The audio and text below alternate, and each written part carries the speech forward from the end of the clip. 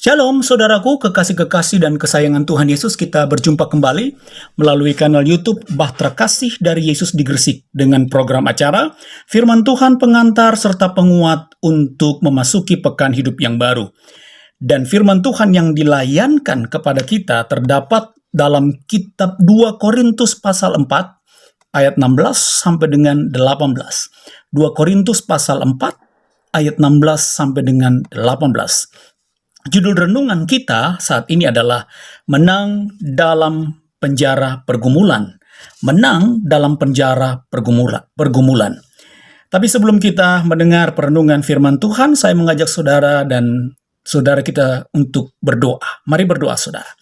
Ya Yesus, Tuhan dan Juru Selamat kami, terpujilah namamu, terpujilah kuasamu yang maha dahsyat. Kami masih boleh ada, masih boleh hidup sampai dengan saat ini bukan karena kekuatan dan kehebatan kami. Semua karena cinta, kasih, dan sayang-Mu. Walaupun kami masih harus bergumul juang dengan pergumulan-pergumulan hidup kami. Terima kasih atas hari hidup-Mu saat ini Tuhan. Dan sekarang kami akan mendengarkan sabda firman-Mu yang maha agung dan kudus. Penuhi kami dengan hikmat-Mu ya Tuhan, agar fokus pikiran kami hanya tetap pada kebenaran kuasa firman-Mu. Dalam nama Tuhan Yesus, firman yang hidup kami berdoa. Haleluya. Amin. Nah, saudaraku, kekasih-kekasih Tuhan, saya ingat bahwa saya pernah membaca sebuah buku sinopsis tentang kesaksian yang ditulis oleh seorang yang bernama Alexander Solzhenitsyn, ya. Alexander Solzhenitsyn. Dalam buku ini berkisah tentang seorang tahanan yang berada dalam kamp tawanan di Soviet yang bernama Ivan. Nah, dalam kamp tawanan tersebut, Ivan mengalami banyak sekali kengerian, banyak sekali penderitaan saudara sebagai tahanan. Nah, suatu hari, Ivan ini berlutut dan berdoa dengan mata yang terbejam dalam ruang tahanan. Ivan berdoa. Nah, pada saat Ivan sedang berdoa, ada seorang tahanan lain yang memperhatikan Ivan sambil mengejek dan berkata, "Allah, percuma berdoa. Doamu tidak akan membuat kamu cepat keluar dari sini. Percuma kau berdoa. Doamu tidak akan membuat kamu cepat keluar dari sini. Percuma kau berdoa." Nah, setelah berdoa, sambil membuka matanya, si Ivan berkata kepada si tahanan yang mengejeknya tersebut dengan berkata, "Saya berdoa bukan untuk keluar dari penjara ini. Tapi saya berdoa supaya walaupun saya tetap di penjara, tetap menderita, namun saya tetap dapat bersyukur karena saya bisa melakukan kehendak Allah saya, yaitu tetap berdoa." Jadi saya berdoa bukan untuk keluar dari penjara ini, tapi saya berdoa karena saya masih bisa bersyukur. Walaupun dalam penjara, saya masih tetap bisa berdoa. Nah, saudara-saudaraku, kekasih-kekasih Tuhan Yesus, harus kita akui bahwa sikap yang umum yang sering kali banyak orang lakukan, termasuk mungkin saudara dan saya, kita bersikap seperti tahanan yang mengejek si Ivan di dalam cerita tadi. Sebab kita menganggap doa-doa kita sia-sia belaka. Apalagi pada kenyataannya memang kita masih tetap berada dalam pergumulan-pergumulan berat. Ya, doa kita belum dijawab, belum diberikan jawaban oleh Tuhan. Sehingga kita berada dalam pergumulan-pergumulan yang berat.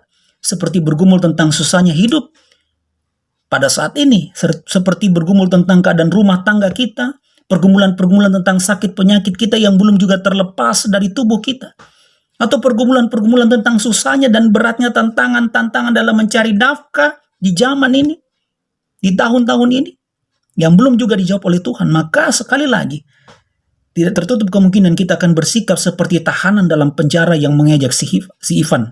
Ya. Kita merasa bahwa iman kita dalam doa hanyalah sia-sia belaka. Iman kita kepada Tuhan dalam doa hanyalah sia-sia belaka. Akhirnya kita menjadi pribadi yang terpuruk, semakin terpuruk. Dan juga termasuk pribadi yang dikalahkan oleh pergumulan-pergumulan kita.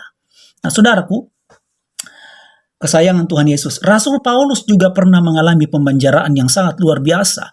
Bahkan banyak penderitaan, banyak sekali tekanan-tekanan, kesusahan-kesusahan hidup yang dialami oleh Rasul Paulus dalam hidup dan pelayanannya. Akan tetapi saudara-saudara, Rasul Paulus tidak melihat pergumulan-pergumulannya, penderitaan-penderitaan yang ia derita, itu sebagai rintangan untuk ia tetap beriman dan percaya kepada Tuhan. Rasul Paulus tidak melihat itu. tidak melihat itu menjadi rintangannya untuk tetap melakukan kehendak Tuhan. Oleh sebab itu dengan iman percayanya, Rasul Paulus berkata, dia bersaksi, dengan iman percayanya kepada Tuhan Yesus, Paulus tidak menjadi kecewa.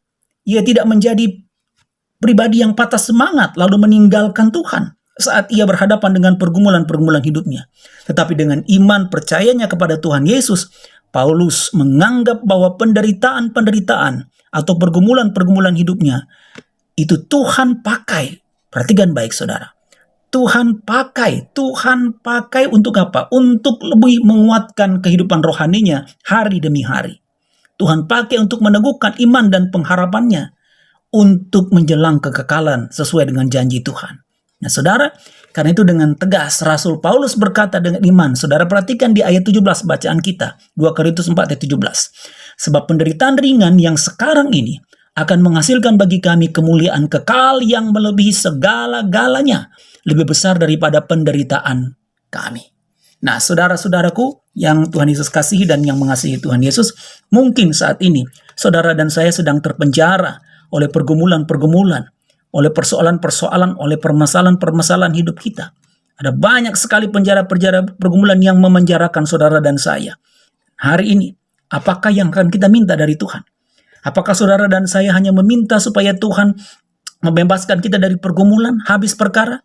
Atau saudara dan saya mau seperti Rasul Paulus yang meminta kepada Tuhan dengan hikmat membimbing kita agar kita bisa melihat pergumulan-pergumulan kita sebagai sesuatu untuk menguatkan iman, meneguhkan iman pengharapan kita hanya kepada Tuhan Yesus. Silakan pilih saudara. Saudara pilih yang mana?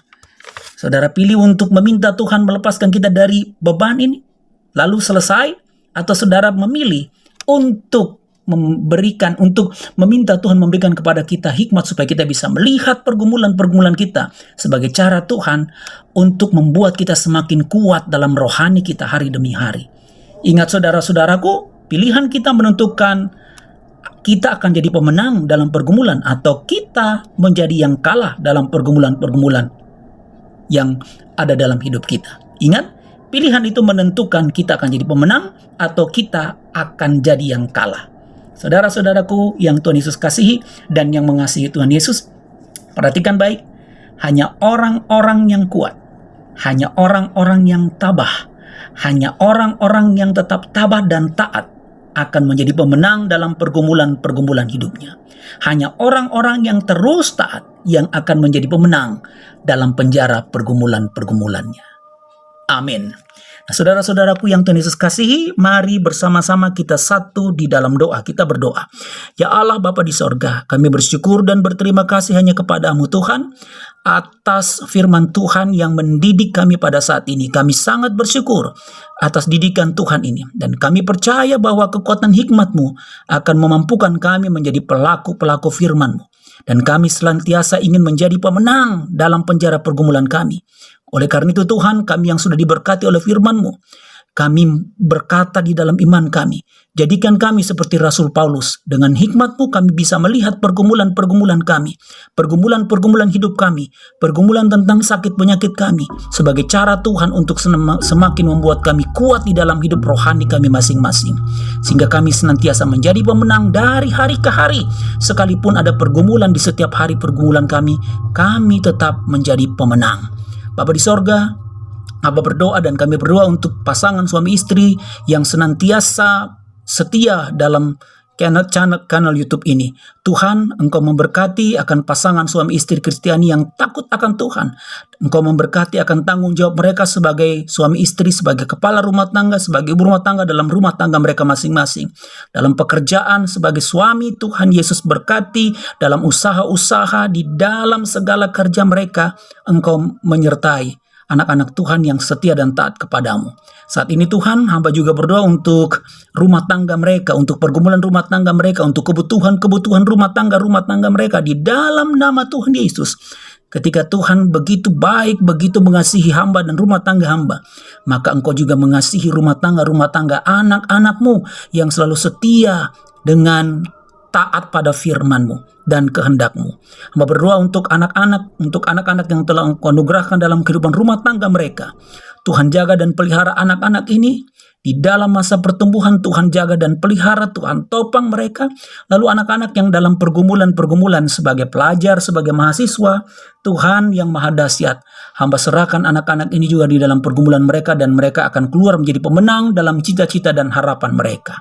Bapa di sorga, Bapa yang baik, berkati para orang tua, kaum lansia, berkati mereka dalam kehidupan mereka sebagai orang tua kami masing-masing, baik yang berada dengan kami maupun orang tua yang terpisah dengan kami di kampung halaman kami masing-masing. Kami percaya, hamba percaya mereka tetap ada di dalam kasih, anugerah, dan keselamatan dari-Mu saja.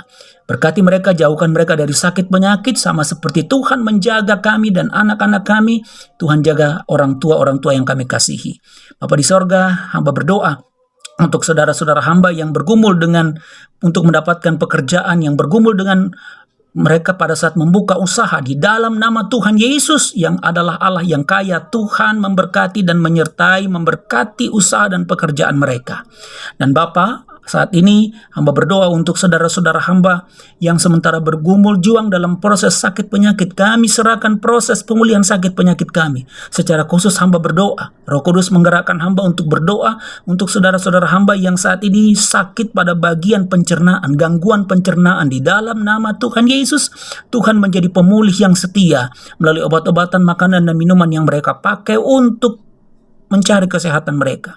Hamba berdoa untuk saudara-saudara hamba yang bergumul dalam sakit pada tenggorokan.